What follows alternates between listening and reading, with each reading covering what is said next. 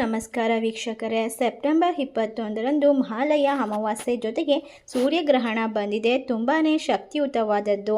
ಈ ದಿನದಂದು ಉಪ್ಪನ್ನು ನಮ್ಮ ಅಂಗೈಯಲ್ಲಿ ಇಟ್ಟುಕೊಂಡು ನಮ್ಮ ಮನೋಕಾಮನೆಯನ್ನು ಈಡೇರಿಸುವಂತೆ ಪ್ರಾರ್ಥಿಸಿದರೆ ಇದು ಖಂಡಿತವಾಗಿ ಕೂಡ ಈಡೇರುತ್ತದೆ ಎಂಬ ನಂಬಿಕೆ ಇದೆ. ನಮ್ಮ ಮೇಲೆ ಕೆಟ್ಟ ದೃಷ್ಟಿ ತಗಲಿದರೆ ಅದನ್ನು ಕಡಿಮೆ ಮಾಡುವ ವಸ್ತು ಕಲ್ಲುಪ್ಪು. ಕಲ್ಲುಪ್ಪಿನ ಮಹಾತ್ಮೆಯ ಬಗ್ಗೆ ನಿಮಗೆ ತಿಳಿಯದೇ ಇರುವಂತಹ ಕೆಲವು ಹೊಸ ಆಧ್ಯಾತ್ಮಿಕ ಮಾಹಿತಿಯನ್ನು ಇವತ್ತಿನ ವಿಡಿಯೋದಲ್ಲಿ ತಿಳಿದುಕೊಳ್ಳೋಣ. ಸಾಮಾನ್ಯವಾಗಿ ಕಲ್ಲುಪ್ಪನ್ನು ಮಂಗಳಕರ ದಿನದಂದು ಖರೀದಿಸಲು ಹೇಳಲಾಗುತ್ತದೆ. ಇದೇ ವೇಳೆ ಕೆಲವು ನಿರ್ದಿಷ್ಟ ದಿನಗಳಲ್ಲಿ ಉಪ್ಪನ್ನು ಖರೀದಿ ಮಾಡಬಾರದು ಎಂಬ ಮಾತಿದೆ. ವಾಸ್ತುಶಾಸ್ತ್ರದ ಪ್ರಕಾರ ಕಲ್ಲುಪ್ಪಿಗೆ ಹೆಚ್ಚಿನ ಮಹತ್ವ ಇದೆ. ಕಲ್ಲುಪ್ಪು ಲಕ್ಷ್ಮೀ ದೇವಿಯನ್ನು ಆಕರ್ಷಿಸುತ್ತದೆ. ಲಕ್ಷ್ಮೀ ಸ್ವರೂಪವಾದ ಕಲ್ಲುಪ್ಪಿನಿಂದ ಕೆಲವು ಶಕ್ತಿಯುತವಾದ ಪರಿಹಾರಗಳನ್ನು ಮಾಡಿಕೊಳ್ಳೋದ್ರಿಂದ ನಿಮ್ಮ ಮನೆಯಲ್ಲಿ ಲಕ್ಷ್ಮೀ ದೇವಿ ಶಾಶ್ವತವಾಗಿ ನೆಲೆಸುತ್ತಾಳೆ. ನಿಮ್ಮ ಜೀವನದಲ್ಲಿರುವ ಕಷ್ಟಗಳೆಲ್ಲವೂ ನಿವಾರಣೆಯಾಗಿ ನಿಮ್ಮ ಆದಾಯ ದುಪ್ಪಟ್ಟು ಬೆಳೆಯುತ್ತದೆ. ಕಲ್ಲುಪ್ಪಿಗೆ ಹೆಚ್ಚು ದೈವಶಕ್ತಿ ಇದೆ. ನಿಮ್ಮ ರೀತಿಯಲ್ಲಿ ಇರುವಂತಹ ಎಲ್ಲ ರೀತಿಯ ಕಷ್ಟಗಳನ್ನು ದೂರ ಮಾಡುತ್ತೆ. ಇದು ನಿಮ್ಮ ಮನೆಗೆ ಅದೃಷ್ಟವನ್ನು ತಂದುಕೊಡುತ್ತೆ. ನಿಮ್ಮ ಮನೆಯಲ್ಲಿ ಹಣ ಬೆಳೆಯಲು ಹಾಗೂ ಕೆಲವು ಶುಭ ಕಾರ್ಯಗಳು ನಡೆಯಲು ಕಲ್ಲುಪ್ಪಿನಿಂದ ಕೆಲವು ಪರಿಹಾರವನ್ನು ಮಾಡಿ ನೋಡಿ. ಈ ಪರಿಹಾರಗಳ ಮುಖಾಂತರ ನಿಮ್ಮ ಮನೆಯಲ್ಲಿ ಹಣದಿಂದ ತುಂಬಿ ಹೋಗುತ್ತದೆ. ಈ ವಿಡಿಯೋದಲ್ಲಿ ಕೆಲವು ಶಕ್ತಿಯುತವಾದ ಪರಿಹಾರಗಳನ್ನು ತಿಳಿಸಿಕೊಡ್ತೇನೆ. ಅದಕ್ಕೂ ಮುನ್ನ ನೀವು ಕೂಡ ಲಕ್ಷ್ಮೀ ದೇವಿಯ ಭಕ್ತರಾಗಿದ್ದಲ್ಲಿ ವಿಡಿಯೋಗೆ ಒಂದು ಲೈಕ್ ಕೊಟ್ಟು ತಪ್ಪದೇ ನಮ್ಮ ಚಾನಲ್ನ ಸಬ್ಸ್ಕ್ರೈಬ್ ಮಾಡಿ, ಹಾಗೆ ಪಕ್ಕದಲ್ಲಿ ಇರುವಂಥ ಬೆಲ್ ಐಕನ್ನ ಪ್ರೆಸ್ ಮಾಡಿ. ಹೌದು, ಈ ಜಗತ್ತಿನಲ್ಲಿ ಹಣದ ಸಮಸ್ಯೆ ದೊಡ್ಡ ಸಮಸ್ಯೆ ಆಗಿರುವಂಥದ್ದು. ಇತರರಿಂದ ಪಡೆದ ಸಾಲವನ್ನು ಮರುಪಾವತಿಸಲು ಸಾಧ್ಯವಾಗದ ಜನರ ಸಮಸ್ಯೆಗೆ ಮಿತಿ ಇಲ್ಲ. ಈ ಹಿನ್ನೆಲೆ ಮಹಾಲಕ್ಷ್ಮಿ ದೇವಿಯ ಲಕ್ಷಣವೆಂದು ಅರ್ಥೈಸಿಕೊಳ್ಳಬಹುದಾದ ಕಲ್ಲುಪ್ಪನ್ನು ಬಳಸಿಕೊಂಡು ಸರಳವಾದ ಪರಿಹಾರವನ್ನು ಹೇಗೆ ಮಾಡಬೇಕೆಂದು ನಾವು ನೋಡಬಹುದು. ಮಹಾಲಕ್ಷ್ಮಿ ದೇವಿಯು ಹಾಲಿನ ಸಮುದ್ರದಲ್ಲಿ ಕಾಣಿಸಿಕೊಂಡಿದ್ದರಿಂದ ಸಮುದ್ರದಲ್ಲಿನ ಕಲ್ಲುಪ್ಪನ್ನು ಮಹಾಲಕ್ಷ್ಮಿ ದೇವಿಯ ಅಂಶವೆಂದು ಪರಿಗಣಿಸಲಾಗಿದೆ. ಆದ್ದರಿಂದ ನಾವು ಮಾಡುವ ಎಲ್ಲ ಪರಿಹಾರ ತುಂಬಾ ಒಳ್ಳೆಯದು. ಮಹಾಲಕ್ಷ್ಮಿ ದೇವಿಯನ್ನ ಪೂಜಿಸಿ ಈ ಸರಳ ಪರಿಹಾರವನ್ನ ಮಾಡಿದರೆ ನಷ್ಟ ಮತ್ತು ಸಾಲದ ಬಾಧೆ ದೂರವಾಗುತ್ತದೆ. ಲಕ್ಷ್ಮೀ ದೇವಿಯ ಸ್ವರೂಪವಾದ ಕಲ್ಲುಪ್ಪಿನಿಂದ ಕೆಲವು ಶಕ್ತಿಯುತವಾದ ಪರಿಹಾರಗಳನ್ನ ಮಾಡಿದ್ದೇ ಆದಲ್ಲಿ ರಾತ್ರೋರಾತ್ರಿ ಮಹಾಲಕ್ಷ್ಮಿ ನಿಮ್ಮ ಮನೆ ಒಳಗೆ ಹೆಜ್ಜೆ ಇಡುತ್ತಾಳೆ. ಲಕ್ಷ್ಮೀ ದೇವಿಗೆ ಪ್ರಿಯವಾದ ಶುಕ್ರವಾರದಂದು ಸ್ನಾನ ಮಾಡುವ ನೀರಿನಲ್ಲಿ ಸ್ವಲ್ಪ ಕಲ್ಲುಪ್ಪನ್ನು ಬೆರೆಸಿ ಸ್ನಾನ ಮಾಡಿದರೆ ನಿಮ್ಮ ಜಾತಕದಲ್ಲಿರುವಂತಹ ದೋಷಗಳೆಲ್ಲ ಹೊರಟು ಹೋಗಿ ವಿಪರೀತವಾದ ಅದೃಷ್ಟ ಒಲಿದು ಬರುತ್ತೆ. ಎಲ್ಲ ಕೆಲಸದಲ್ಲೂ ಗೆಲುವು ನಿಮ್ಮದಾಗುತ್ತೆ. ಇನ್ನು ನಮ್ಮಲ್ಲಿ ತುಂಬಾ ಜನರು ಯಾವಾಗಲೂ ಕೂಡ ಆರ್ಥಿಕ ಸಮಸ್ಯೆಯಿಂದ ನೋವು ತಿನ್ನುತ್ತಿರುತ್ತಾರೆ. ಎಷ್ಟು ದುಡಿದರೂ ಕೂಡ ಹಣ ನಿಲ್ಲುವುದಿಲ್ಲ. ಅಂತವರು ಕಲ್ಲುಪ್ಪನ್ನು ಒಂದು ಚಿಕ್ಕ ಪೇಪರ್ನಲ್ಲಿ ಸುತ್ತಿಕೊಂಡು ಅದನ್ನು ನಿಮ್ಮ ಪರ್ಸ್ನೊಳಗೆ ಇಟ್ಟುಕೊಳ್ಳಿ. ಆಗ ನಿಮ್ಮ ಪರ್ಸ್ನೊಳಗೆ ಧಾರಾಳವಾಗಿ ಹಣ ಬರುತ್ತದೆ.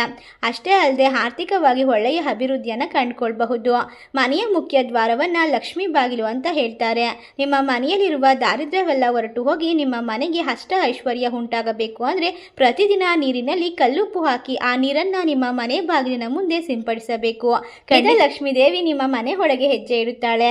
ನಮ್ಮಲ್ಲಿ ತುಂಬಾ ಜನರಿಗೆ ಯಾವಾಗಲೂ ಕೂಡ ದುರದೃಷ್ಟ ಹಿಂಬಾಲಿಸುತ್ತಿರುತ್ತೆ.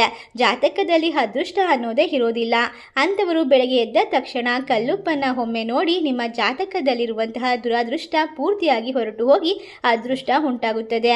ಒಂದು ಮನೆ ಐಶ್ವರ್ಯದಿಂದ ತುಂಬಿರಬೇಕೆಂದರೂ ದುರಾದೃಷ್ಟದಿಂದ ತುಂಬಿರಬೇಕೆಂದರೂ ಕೂಡ ನಮ್ಮ ಮನೆಯ ಮುಖ್ಯ ದ್ವಾರದ ಮೇಲೆ ಅವಲಂಬಿಸಿರುತ್ತದೆ. ನಮ್ಮ ಮನೆಯ ಮುಖ್ಯ ದ್ವಾರವನ್ನು ಯಾವಾಗಲೂ ಕೂಡ ಪವಿತ್ರವಾಗಿಟ್ಟುಕೊಳ್ಬೇಕು. ಪ್ರತಿಯೊಬ್ಬರೂ ಅವರ ಮನೆಯ ಮುಖ್ಯ ಬಾಗಿಲಿನ ಮೇಲೆ ಖಂಡಿತ ಒಂದು ಚಿಕ್ಕ ಕೆಂಪು ಬಟ್ಟೆಯನ್ನು ಕಲ್ಲುಪ್ಪನ್ನು ಸುತ್ತಿ ಗಂಟು ಹಾಕಿ ಕಟ್ಟಿ ಅದನ್ನು ಪೂಜೆಯನ್ನು ಮಾಡೋದ್ರಿಂದ ಹಣಕ್ಕೆ ಸಂಬಂಧಪಟ್ಟಂತಹ ಸಮಸ್ಯೆಗಳು ಹೊರಟು ಹೋಗುತ್ತದೆ.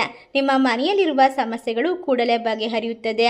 ವಿಪರೀತವಾದ ಸಾಲದ ಸಮಸ್ಯೆಗಳಿಂದ ಬಳಲುತ್ತಾ ಇರುವಂಥವರು ಒಂದು ಬಟ್ಟಲಿನಲ್ಲಿ ಕಲ್ಲುಪ್ಪು ಹಾಕಿ ಅದರ ಮೇಲೆ 2 ಲವಂಗಗಳನ್ನು ಚುಚ್ಚಿ ಅದನ್ನು ನಿಮ್ಮ ಮನೆಯ ಈಶಾನ್ಯ ದಿಕ್ಕಿನಲ್ಲಿ ಇಟ್ಕೊಳ್ಬೇಕು. ಇದರಿಂದ ಕ್ರಮೇಣವಾಗಿ ನಿಮ್ಮ ಸಾಲದ ಸಮಸ್ಯೆಗಳೆಲ್ಲ ಹೊರಟು ಹೋಗಿ ಹಣದ ಕೊರತೆ ಜೀವನದಲ್ಲಿ ಬರುವುದಿಲ್ಲ. ಇನ್ನು ಮನೆ ಒರೆಸುವ ಪ್ರತಿ ಸಲವೂ ನೀರಿನಲ್ಲಿ ಸ್ವಲ್ಪ ಕಲ್ಲುಪ್ಪನ್ನು ಹಾಕಿ ಮನೆ ಒರೆಸಿಕೊಳ್ಳಿ. ಮನೆಯಲ್ಲಿರುವ ದುಷ್ಟಶಕ್ತಿಗಳೆಲ್ಲ ಹೊರಟು ಹೋಗಿ ಮುಕ್ಕೋಟಿ ದೇವತೆಗಳು ನಿಮ್ಮ ಮನೆಯಲ್ಲಿ ಕಾಣಿಸಿಕೊಳ್ತಾರೆ. ಇದರಿಂದ ನಿಮ್ಮ ಮನೆಯಲ್ಲಿ ದೈವಶಕ್ತಿಯಿಂದ ತುಂಬಿ ಹೋಗುತ್ತೆ. ಹಾಗೆ ನಿಮ್ಮ ಮನೆಯಲ್ಲಿರುವಂತಹ ಬೈಕ್ ಅಥವಾ ಕಾರು ತೊಳೆಯುವಾಗ ಉಪ್ಪು ನೀರಿನಿಂದ ತೊಳೆಯಿರಿ. ಇದರಿಂದ ಅಪಘಾತಗಳು ನಡೆಯೋದಿಲ್ಲ. ಇತ್ತೀಚಿನ ದಿನಗಳಲ್ಲಿ ಪ್ರತಿಯೊಬ್ಬರು ಕೂಡ ನರದೃಷ್ಟಿ ಸಮಸ್ಯೆಗಳಿಂದ ಕಷ್ಟಪಡ್ತಾ ಇರ್ತೀರಾ. ನರದೃಷ್ಟಿ ಅನ್ನೋದು ತುಂಬಾ ಭಯಂಕರವಾದದ್ದು. ಯಾರಿಗಾದರೂ ನರದೃಷ್ಟಿ ತಗಲಿದರೆ ಅವರು ಎಷ್ಟೋ ಕಷ್ಟಗಳನ್ನು ಅನುಭವಿಸ್ತಾ ಇರ್ತಾರೆ. ಆರೋಗ್ಯದ ಸಮಸ್ಯೆ, ಅದರಲ್ಲಿ ಕೂಡ ಮುಖ್ಯವಾಗಿ ಅನಾರೋಗ್ಯ ಹೆಚ್ಚಾಗುವಂಥದ್ದು, ಆರ್ಥಿಕ ಸಮಸ್ಯೆ ಬರುವಂಥದ್ದು. ಪ್ರತಿ ಅಮಾವಾಸ್ಯೆ ದಿನ ಮನೆಯಲ್ಲಿರುವಂತಹ ಪ್ರತಿಯೊಬ್ಬರು ಕಲ್ಲುಪ್ಪಿನಿಂದ ದೃಷ್ಟಿಯನ್ನು ತೆಗೆದುಕೊಂಡರೆ ಅವರ ಮೇಲಿರುವ ನರದೃಷ್ಟಿ ಹೊರಟು ಹೋಗುತ್ತದೆ. ಒಳ್ಳೆಯ ಆರೋಗ್ಯ ಉಂಟಾಗುತ್ತೆ. ಹಾಗೆ ನಿಮ್ಮ ಕುಟುಂಬಕ್ಕೂ ಒಳ್ಳೆಯ ಐಶ್ವರ್ಯ ಪ್ರಾಪ್ತಿಯಾಗುತ್ತೆ. ಇನ್ನು ಅಡುಗೆ ಮನೆಯಲ್ಲಿ ಅಪ್ಪಿತಪ್ಪಿಯು ಸ್ಟೀಲ್ ಪಾತ್ರೆಯಲ್ಲಿ ಕಲ್ಲುಪ್ಪನ್ನು ಇಡಬಾರ್ದು.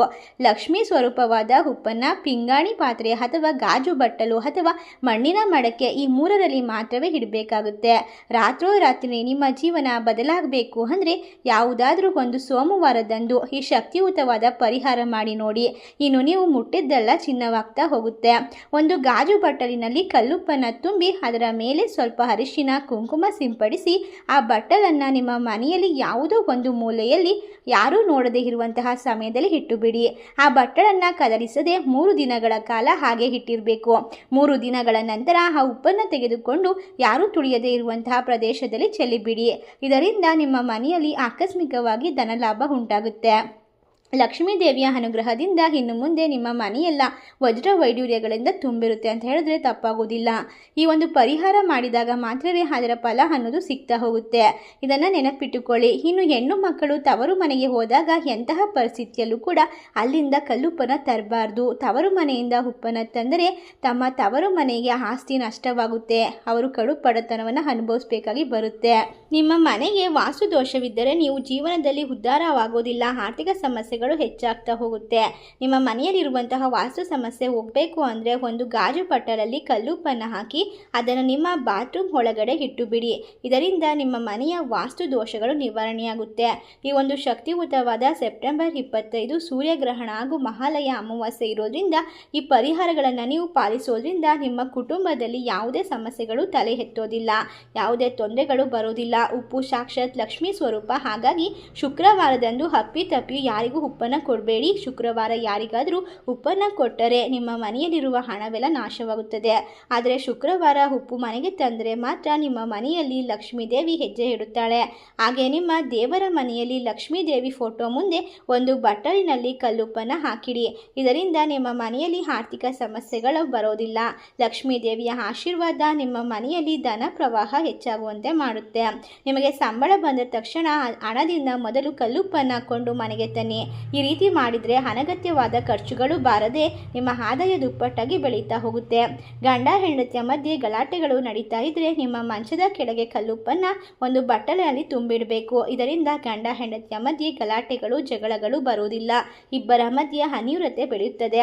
ಮುಖ್ಯವಾದ ಕೆಲಸವೆಂದರೆ ನೀವು ಹೊರಗಡೆ ಹೋಗುವ ಮುಂಚೆ ಕಲ್ಲುಪ್ಪನ್ನು ನೋಡಿ ಹೋಗಬೇಕು. ಈ ರೀತಿ ಮಾಡಿದರೆ ನೀವು ಮಾಡಲು ಹೊರಟಿರುವಂತಹ ಕೆಲಸಗಳು ವಿಘ್ನವಿಲ್ಲದೆ ಪೂರ್ತಿಯಾಗುತ್ತೆ.